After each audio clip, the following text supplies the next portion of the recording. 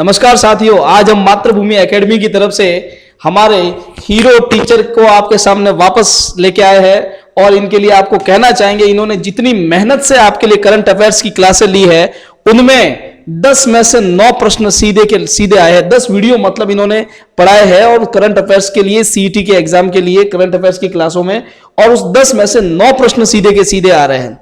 तो आज हम सब आपसे इसीलिए मुखातिब हो रहे हैं कि जो भी इनकी जो मेहनत है वो मेहनत रंग लाई है, वो आपको हम बताना चाहते हैं और आपको वित्त प्रूफ बता रहे हैं कि जो इन्होंने अपनी क्लास में पढ़ा है। देखो, करंट अफेयर्स अथाह होता है, आप उसमें मतलब अगर पढ़ना चाहो तो खूब सारी मतलब डिटेल्स पे डिटेल पढ़ते जाओगे, शायद उसमें से प्रश्न मिले ना मिले, लेकिन कोई टीचर आपके लिए इतनी मेहनत करे कि उसमें से महत्वपूर्ण डाटा आपके लिए ढूंढ के लाए और उसके बाद उसमें से उनके प्रश्न भी बन रहे हैं, तो ये बहुत बड़ी बात है। अभी सीईटी के लगभग 4 शिफ्ट के एग्जाम हुए, उसमें से आप मान लो 20 से 25 करंट अफेयर्स के क्वेश्चन आ रहे हैं, उसमें से 9 करंट अफेयर्स के क्वेश्चन एज इट इज सीधे के सीधे जो सर ने पढ़ाए हैं उसमें से आए हैं। तो मैं सर को बहुत बहुत धन्यवाद दूंगा कि इन्होंने इतनी मेहनत की और उसका इनको फल भी मिला है। आप बच्चों के लिए इन्होंने इतनी मेहनत की है, आप इनके वीडियो कंटिन्यू देखते रहिएगा और आगे भी सीईटी 10+2 की जो मतलब एग्जाम आने वाला है उसमें भी ये इतना सारगर्भित डाटा आपके लिए लेके आएंगे, जो आपके करंट अफेयर्स जो भी आपके सीईटी 10+2 में पूछे जाने वाले हैं, संभावना ये है कि उसमें से ज्यादा इनके वीडियो में से मतलब क्वेश्चन आपको प्रश्न उसमें से मिले। क्यों सर, आप इसके बारे में क्या कहना चाहोगे, इनकी मेहनत के बारे में? मैं सर ये कह रहा हूं कि इन्होंने जो इतना डाटा, इतना सारगर्भित डाटा जो इन्होंने बनाया है वो वास्तव में काबिल तारीफ है। और अब आपका सीईटी ग्रेजुएशन लेवल वाला कंप्लीट हो गया है और उसमें से 9 प्रश्न सीधे आपके करंट अफेयर्स से हमारी क्लास से बन रहे हैं, सीधे 9 प्रश्न, और अप्रोक्स कोई 25 प्रश्न आपके करंट अफेयर्स के बन रहे हैं। मतलब सीधा सीधा इसमें यह हो गया कि प्रत्येक शिफ्ट में 6 प्रश्न थे, उसमें से कम 2 से 3 प्रश्न करंट अफेयर्स के हमारी एमबी स्टडी 2.0 की क्लास से आपके बने हैं, सीधे प्रश्न। और अब मैं आपको सिर्फ एक ही कहना चाह रहा हूं कि विद्यार्थियों अब डट लो आप, क्योंकि अब आने वाला है 10+2 का एग्जाम फरवरी में, और करंट अफेयर्स का आपका एक भी प्रश्न आपका मिस नहीं हो, उसके लिए आप हमारी क्लासें आज से देखना शुरू कर दो। फरवरी तक का आपके पास टाइम है, पर वीक आपकी क्लास अफेयर्स करंट अफेयर्स की क्लासें चल रही हैं। और करंट अफेयर्स की क्लासें भी कैसे चल रही है हमारी, पर डे की नहीं चल रही है कि आपको इतना सारा पढ़ना है, पर वीक की एक क्लास, सिर्फ पर वीक की एक क्लास आपको देखनी है। डाटा लेके आ रहे हैं, ये साप्ताहिक डाटा आ रहा है आपके पास, बिल्कुल अच्छी तरीके से सारगर्भित डाटा लेके आ रहे हैं, वो भी साप्ताहिक।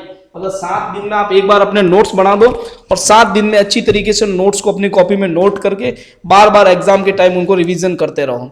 मतलब संभावना ये है कि करंट के ज्यादातर क्वेश्चन आपको इनकी क्लासों से मिल जाएंगे। अगर आप सोर्सेज देखना चाहते हो तो आप उनको और डाटा एक्स्ट्रा ऐड कर सकते हो, वरना अगर आप एक्स्ट्रा करंट अफेयर्स नहीं देख पाए हैं तो सर की क्लासों से ही आपको ज्यादा से ज्यादा फायदा मिल जाएगा।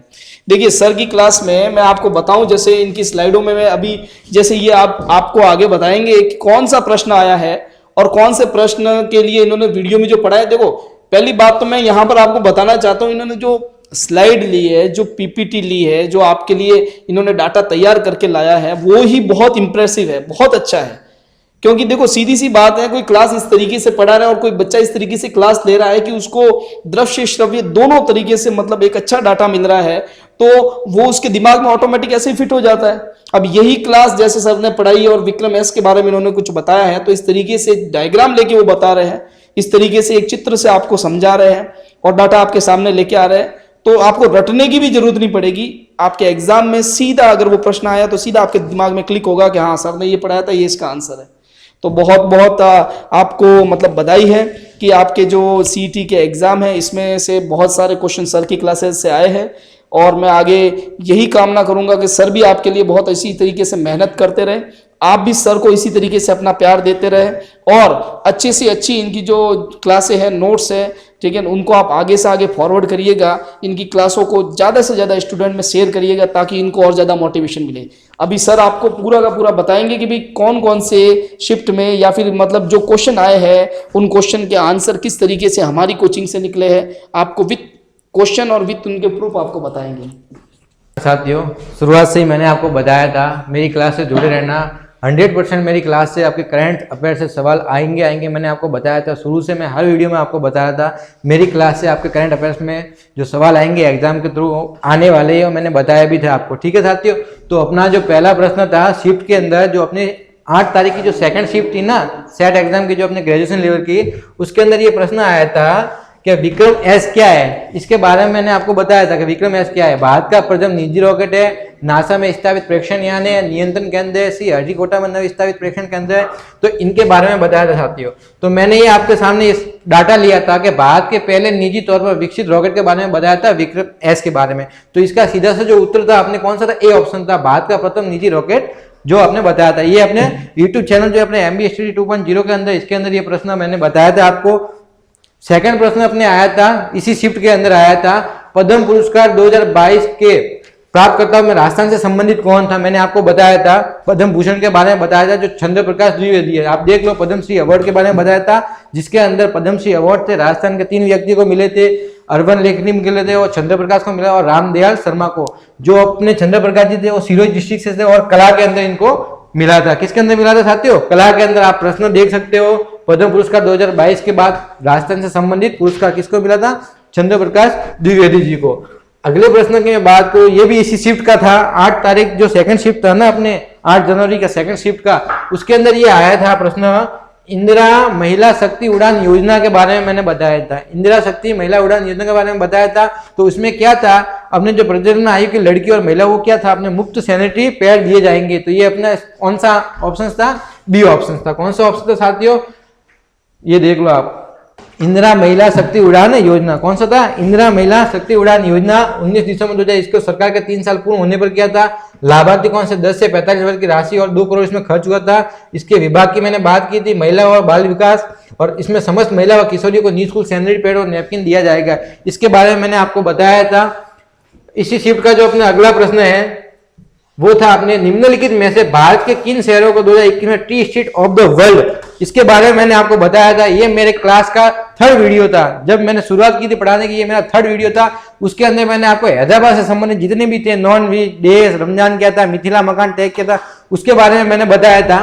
तो ये प्रश्न अपने आया था, निम्नलिखित में से भारत के किन शहरों को 2021 में tree cities of the world के रूप में माना गया। तो इसमें कौन सा था, अपने मुंबई और हैदराबाद के बारे में बात की थी। तो आप देख लो, सीधा सा है, भारत में दो शहरों को, कितने शहरों को, 2 शहरों को tree city of the world के रूप में मान्यता दी थी। ये देख लो आप, हैदराबाद व मुंबई। सीधा सा अजी डाटा अपने आ गया है, और उसी डाटा को मैंने लिया आपके समझ और अच्छी पीपीटी में, ताकि आपके दिमाग में पूरा बैठ जाए कि हैदराबाद के अंदर क्या क्या था। ठीक है, अगला प्रश्न अपने था, राजस्थान के निम्नलिखित में से जनवरी 2022 में प्रधानमंत्री राष्ट्रीय बाल पुरस्कार सम्मानित की मैंने बात करूं, देख लो साथियों, प्रश्न सीधा सा गौरी माहेश्वरी का था। आपने कौन था, गौरी माहेश्वरी का। देखो, राष्ट्रीय बाल पुरस्कार की मैं बात करूं, किसकी, राष्ट्रीय बाल पुरस्कार गौरी माहेश्वरी थी, निवासी जयपुर की थी, और जन्म स्थान इनका जयपुर था। और कैलीग्राफी के अंदर मिया, कैलीग्राफी क्या होती है, एक अपने हैंड राइटिंग का होता है, यानी हैंड राइटिंग से लिखने की जो दस्तरी होती है ना, उसके बारे में किसे राष्ट्रीय बाल पुरस्कार अपने मिला था। अगले प्रश्न की मैं बात करूं, ये अपने 8 तारीख की पहले शिफ्ट में आया था। अब ये बात करूं, ये भी 8 तारीख की जो पहली शिफ्ट थी ना अपने जनवरी की, गोपाल सैनी का था। इसके अंदर वर्ष 2023 का G20 शिखर सम्मेलन निम्न में से किस देश ने प्रस्तावित किया। कौन सा देश था, अपने भारत। इसके अंदर मैंने आपको बता दिया था, आप देख लो, 2022 में भारत की G20 अध्यक्षता की थीम ये थी, वन अर्थ, और करेगा कौन 2023 में, अपने भारत करेगा। कौन सा देश करेगा, भारत देश करेगा। इसके बारे में भी मैंने आपको बताया था। अगला प्रश्न था, हाल ही में जारी वैश्विक भूख सूचकांक 2022 में भारत का स्थान। अब मैं बात करूं 121 देशों के अंदर, अगर मैंने भारत की बात की थी, तो कौन सा था, वैश्विक भूखमरी। देख लो आप, सीधा सा प्रश्न आया था, उठा के ऐसे कैसे एडिट दे दिया है। वैश्विक भूखमरी सूचकांक 2022 में भारत को 121 देशों में से 107वां स्थान प्राप्त हुआ था। कौन सा स्थान प्राप्त हुआ था साथियों, वैश्विक भूखमरी में 107वां स्थान प्राप्त हुआ था। और ऐसे कैसे एडिट, देखो ये का ये सवाल उठा के इसने पूछ लिया है। मैंने शुरुआत से मैं आपको यही बताया था कि यही सवाल आपके आने वाले हैं, और यही सवाल आया है आपके।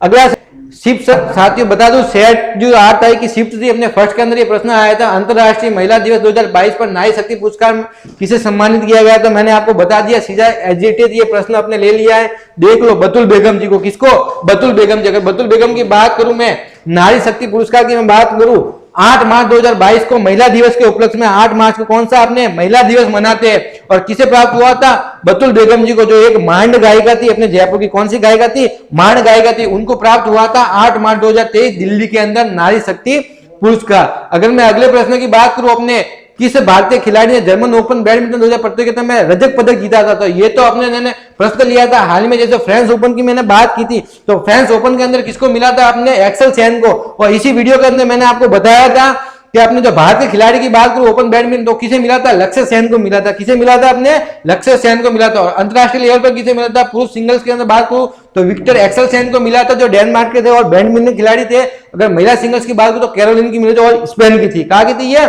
स्पेन की। तो ये अपने संबंधित सारे प्रश्न आए थे, उन प्रश्नों को मैंने एक्सप्लेन करके आपको बताया था। हाल ही में जो अपने 10+2 का जो एग्जाम होगा ना, उसमें करीबन आपके मैं इतनी गारंटी लेता हूं 10 से 12 प्रश्न आने की 100% संभावना रहेगी। और आएंगे इस पीपीटी के संबंध में जो आपके वीडियो है हमारे यूट्यूब चैनल एमबी स्टडी 2.0 पे।